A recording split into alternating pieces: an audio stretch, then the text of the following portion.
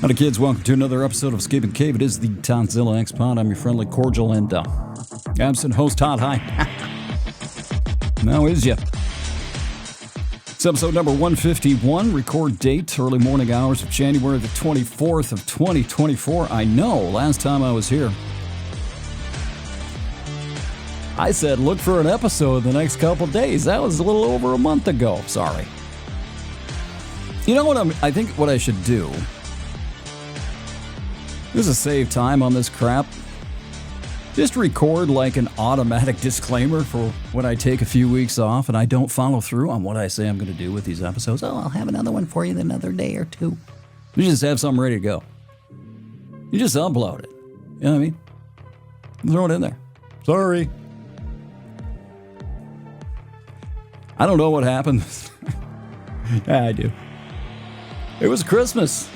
I didn't get it out in a prompt and timely manner. And I just wanted to enjoy the holidays. Christmas, New Year's, all that good stuff. Had a great one. Hope you did too. And then New Year's hit. And I got sick. I was sick for a couple of weeks. That was fun. I didn't realize that shingles knocked you on your butt. Did me. I felt like ass. And then, I mean, the last couple of weeks, it's like, oh my God. It's just a non-stop flood and flurry of stuff happening in the news. So you figure you're going to come up and do something, all of a sudden there's this stream. The dam breaks again. Just about each and every day. Now, finally, I've got 1, 2, 3, 4, 5, 6 little note cards sitting here in front of me.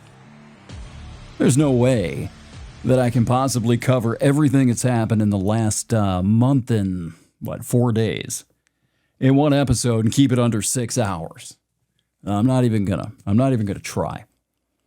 I'm going to take the big pieces, the big chunks, and we go from there, and hopefully I'll be able to, should I even say it? I'll be a little more consistent with my releasing of my episodes. Let's start with the Lions real quick. This is going to be the last football-related, I shouldn't say that.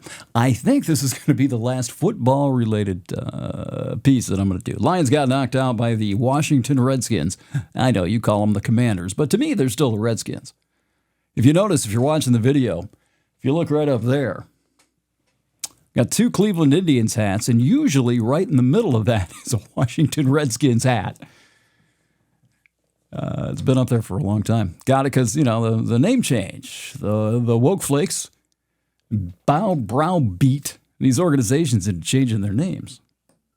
Indians, Redskins are gone, so I wanted to get some garb, some gear, some paraphernalia hang on my wall from these teams. I got so pissed off I took it down. I don't want to look at it. And I was just, Michigan's probably clinically depressed still. Happened last weekend. The Lions are out. Both coordinators gone. Ben Johnson went to the Chicago Bears. Aaron Glenn, congratulations to him. He's going virtually home. Played for the Jets forever.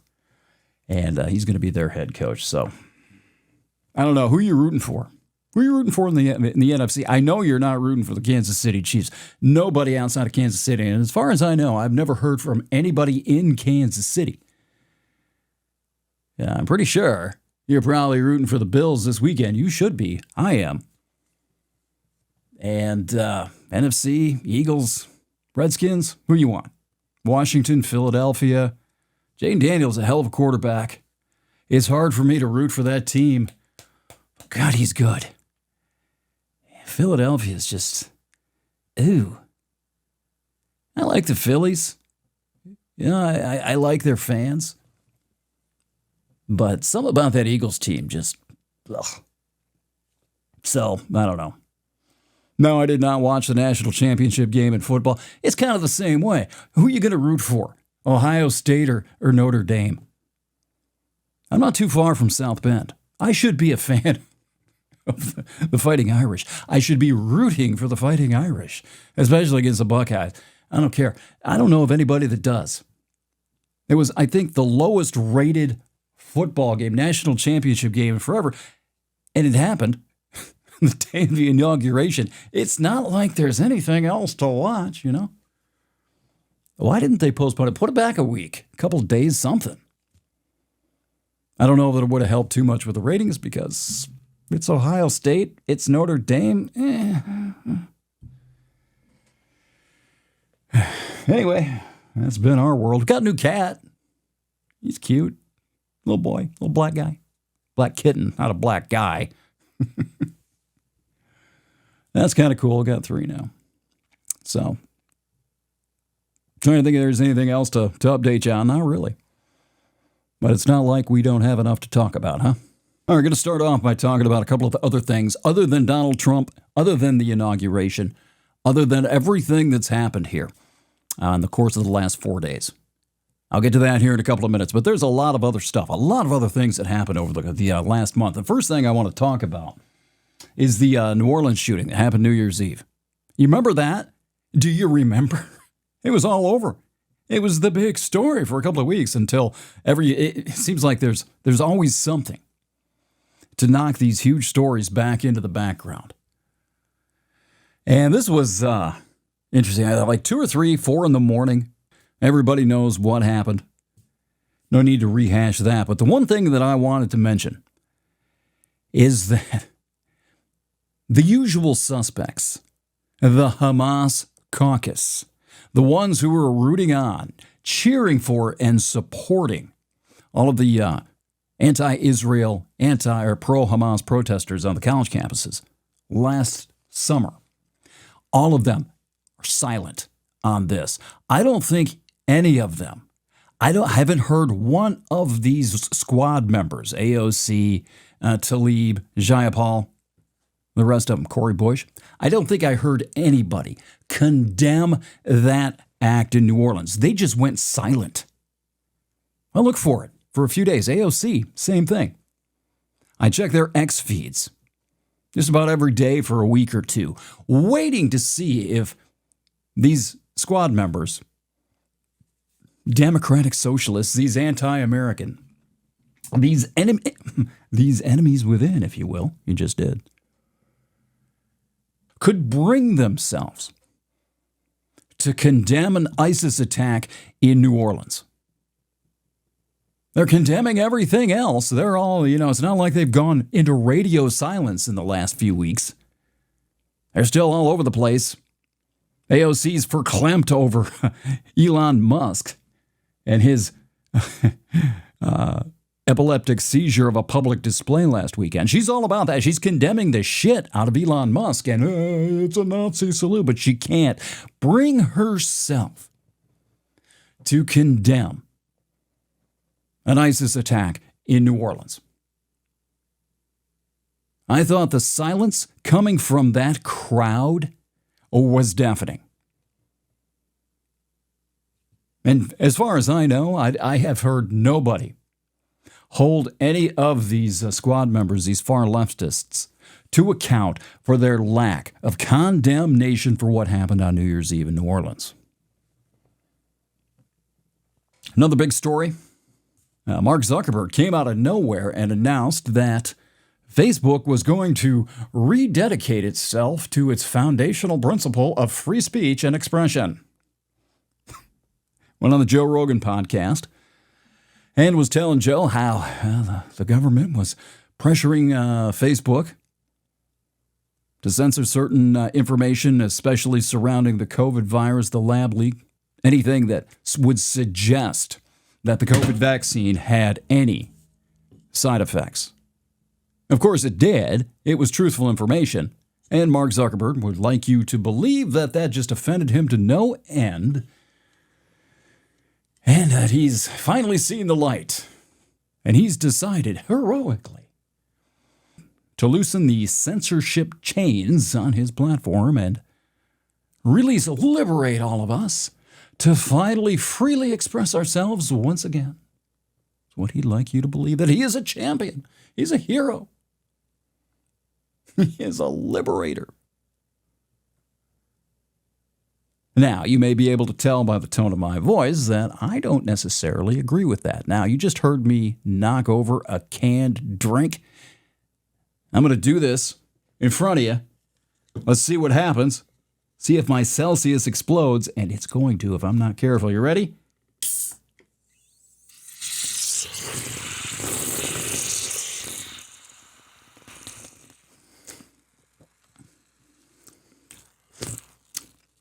My days of heavy drinking have served me well.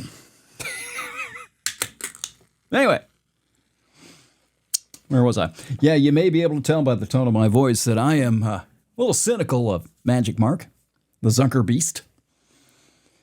I'm glad he did what he did. Personally, I've noticed a complete change. I'll get to that in a minute. But what I think he's doing, he's a capitalist. This guy wants to make money. He wants his platform to be successful, to continue to generate money, wants it to, be relevant as long as he can. A lot of basically older people like me that are still using this thing. And it's a great way to get his platform back in the spotlight, talking about it, people talking about it, getting his face out there, reminding people that his platform is still there. I think what he did was, he took his finger, licked it, stuck it up into the wind. Which way's it go? Oh my God, the backlash is here. The woke, anti-woke backlash has finally arrived, the backdraft that I prophesized would come eventually, as far back as 2018. Took 7 fucking years, but it got here. Well, Mr. Zuckerberg, with his finger in the air, finally decided he'd pay attention to it. Donald Trump being sworn in this month, made his little trip down to Mar-a-Lago. And right after that, boy, he's out there. We're no longer going to suppress, political content. They've been suppressing all political content for a long time. We're going to get rid of fact checkers. Fact checkers are too biased. Eureka, really, Mark? You're just now figuring this out. Boy, that's interesting timing.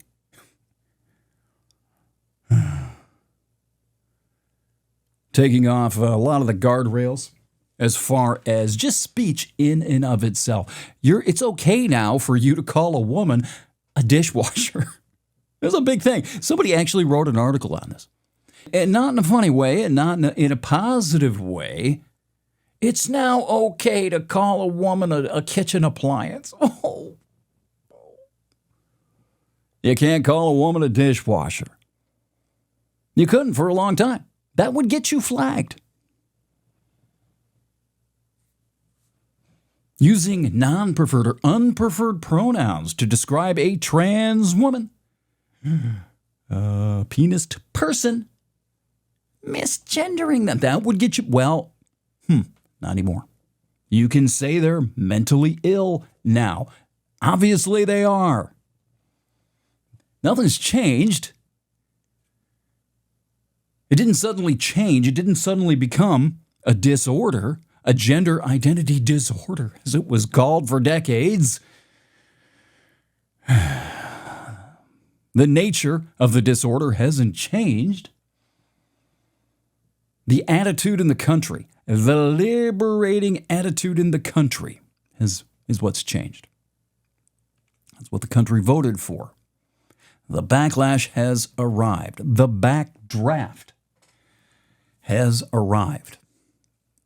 And it, my friends, is glorious to behold. It's even better than I could have possibly hoped it would be. Well, Mark Zuckerberg noticed that, finger in the wind.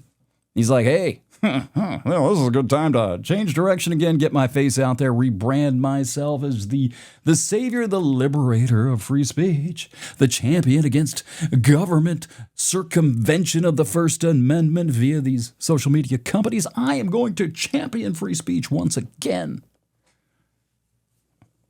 Rogan didn't completely buy it. Called him out on a couple things. I don't remember exactly what they were. But willing to give him the benefit of the doubt, I suppose. Either way, I don't really care. Well, I do care. I do care how it happened. But primarily at this point in time, I'm just glad it did. It's about fucking time. Now, if the attitude changes again in another 5 or 10 years, what's he going to do? Is he going to go back and, take the fact checkers out of the mothballs? Who knows? He might. But I'll tell you what happened with me personally. I've been languishing right around 150 followers on Facebook on my page. I've talked about it on this show a number of times, going back years, back into the late teens, about how useless that page was because I couldn't get any sort of reach. I was basically posting things into a void, into a vacuum. I announced this a couple of weeks ago, and lo and behold, finally, in the last couple of weeks, I have gained almost tripled my followers. Eureka! Is that a coincidence? No. It's pretty clear to me that everything I said about that platform suppressing speech, it's been going on for a long time. And it was going on long before COVID, I can promise you that. But it's stark. It's amazing how just more open it feels on Facebook. Feels a little bit more like X. And I am, to be honest with you, I've been a fan of X. I went on there just about a year ago. I decided to sign back up and go check it out. And it's like Internet 1.0 over there. Remember when you could say what you thought? And it's really hard to get yourself in trouble. I mean, you got to be trying to get yourself knocked off X. Well, Facebook is going to move back in that direction. Now, is it good for society? I don't know. I was raging against Facebook and the social media echo chamber. I called it the social media disease back in 2018, 2019. We were different then, though, and things have changed as far as social media goes. I haven't noticed, even with the unshackling, the removal of the censorship guidelines or guardrails or whatever you want to call it, I still haven't seen a lot of the, you remember the threads, the flame war threads where you had people who would just go into somebody's comment section, you'd post something, whatever it was, and then you just go back and forth, sometimes for days, ripping each other apart. Flame wars. The Clantons and the McLowrys on Facebook, right? Liberals and conservatives usually. I still don't see a lot of that. Something's changed with that. People have moved. I don't know if it's reels. I don't know if it's watching videos when they log on. Just maybe people have learned. I have. I don't engage people like that. If I see something that just I find ridiculous or stupid or something that normally, 10 years ago would have pissed me off, I just roll my eyes and move on. I think I've gotten to the point where it's not worth the time and the effort because you know how this is going to end. And nothing's going to change. You're not going to change that person's mind. I got a feeling, I got a sense. I haven't done any sort of research on this. It's just me being, me. But I have a feeling that I think most people have taken that attitude. They're just over it. Maybe that's what's happened. I don't know. But there is no doubt that in the last 5 years, that platform, particularly in social media in general for a long time, has felt suffocating. I had a picture, a quote that I put up. I can't remember exactly what it was. It was just really vanilla. It wasn't anything, controversial. Didn't offend anybody. No protected group. Got flagged and pulled because it was unattributable. Like the attribution at the bottom, I think it was Mark Twain. They couldn't prove. We can't prove he said. It was really just bizarre. Now this is the thing that they decided to pull. Well, really, it's felt suffocating for a long time, and finally, it's starting to feel a little bit better. One other thing on the social media stuff, one of the executive orders that Donald Trump signed this week, and there's been a lot of them, is that he's forbidding the federal government from getting in the business of censoring Americans. And I assume, I haven't read it, but I assume that means through the electronic social media platforms and applications, using these companies and pressure on these companies as a way to circumvent the First Amendment. It's exactly what that was. The government cannot censor your speech. That's in the First Amendment. We've all had this conversations about this for years, right? Well, a private company can do what it wants because it's not the government, right?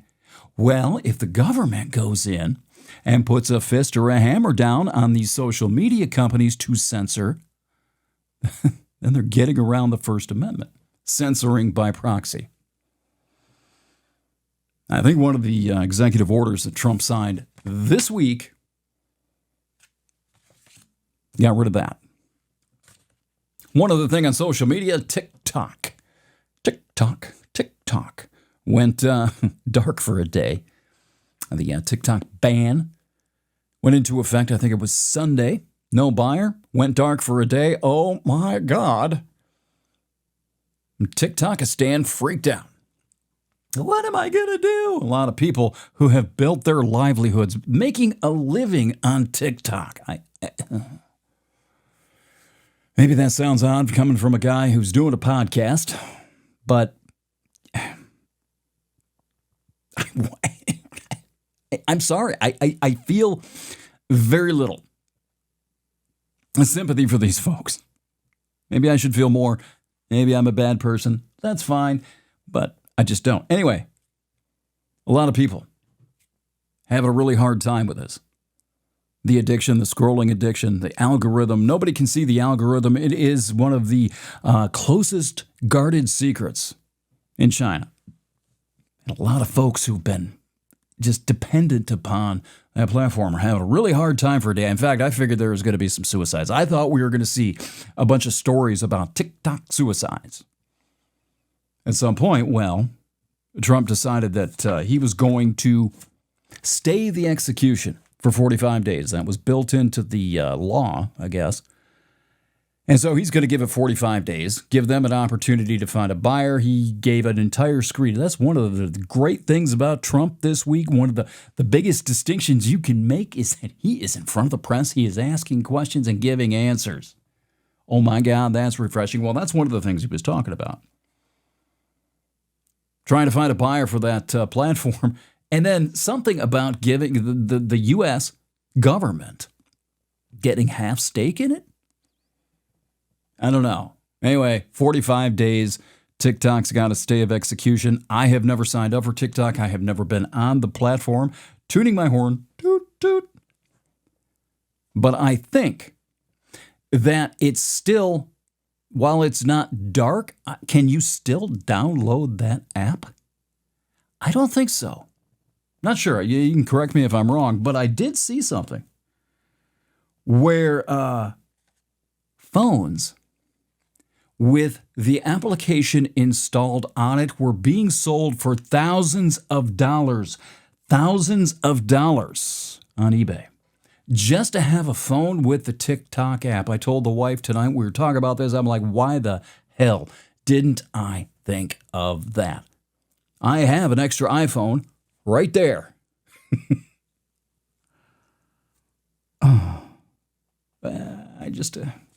That's the entrepreneurial spirit I lack. Thousands of dollars, I think like $3,000. Phones with TikTok. That's how dependent people are on that app. So, anyway, we'll see how this all plays out. It's not dead yet. But while it was dead for that 24 hours, something very, very interesting happened. I noticed this maybe more on X than I did on Facebook, but I did see it on Facebook as well. A lot of pro-Chinese influencer types, like pro-Chinese Communist Party types, all of a sudden flooded into X, a little bit onto Facebook too, touting the bona fides of Chinese culture, Chinese society, what it's like, how great it is to live in communist China. Look at this beautiful city. It's the city of the future. And wouldn't it be nice to have rent controls? Oh my God, you'd be so happy if you only lived in Chinese communist utopia. It was bizarre. I mean, and it was coordinated. These things hit at the same time, and there were a lot of them while TikTok was down. And then the stay of execution came, and I haven't seen any of them, very few. I haven't noticed any in a couple of days now, but they were all over last weekend. I have just this inkling, my background in propaganda, thinking back to the farce about Donald Trump and the Russia interference stuff back in 2016. Remember this. They have something in place.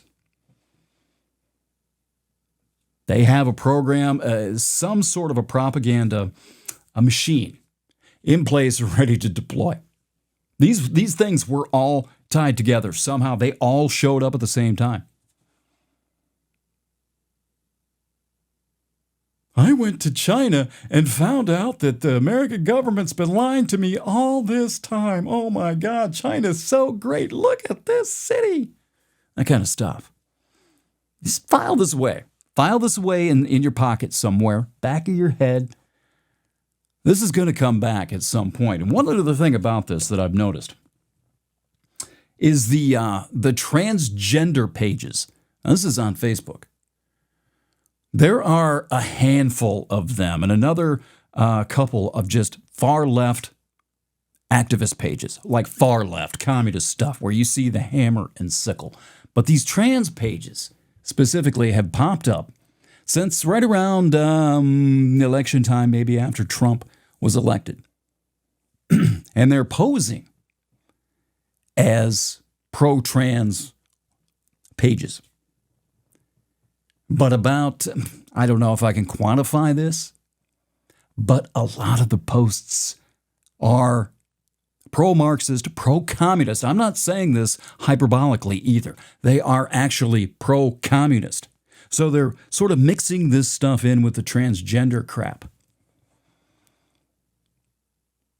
These are front pages for something.